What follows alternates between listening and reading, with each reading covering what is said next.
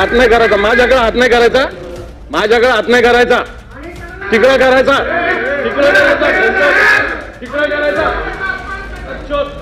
लोकसभेचे विरोधी पक्षनेते राहुल गांधी यांनी आज संसदेत केलेल्या भाषणाचा मुद्दा सत्ताधारी आमदारांनी विधान परिषदेत मांडला। या मुद्द्यावरून सभागृहात जोरदार खडाजंगी रंगली। यावेळी विधान परिषदेचे विरोधी पक्षनेते अंबादास दानवे यांचा तोल सुटला। भाजपचे गटनेते प्रवीण दरेकर यांनी मांडलेल्या मुद्द्यावर हा गदारोळ झाला। यावेळी अंबादास दानवे आपली भूमिका मांडत असताना सत्ताधारी आमदारांनी आरडाओरड केली। यानंतर अंबादास दानवे यांचा तोल सुटला आणि त्यांनी प्रसाद लाड यांच्यावर भर सभागृहात शिवीगाळ केली। नेमकं काय घडलं बघूया। तो लोकसभेला पाठवावा ही माझी मागणी आहे आणि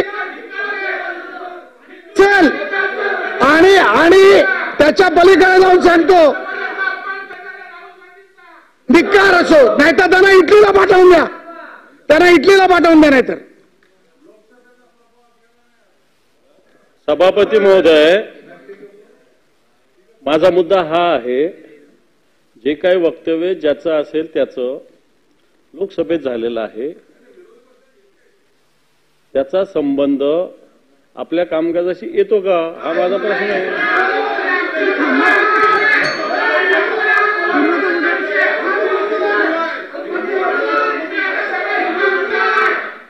मला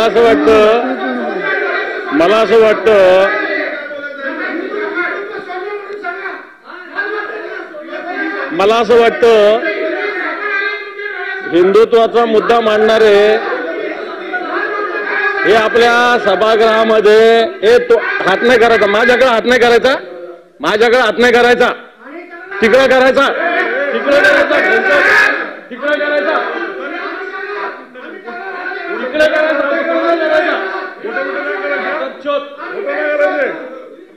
तिकडे करायचा।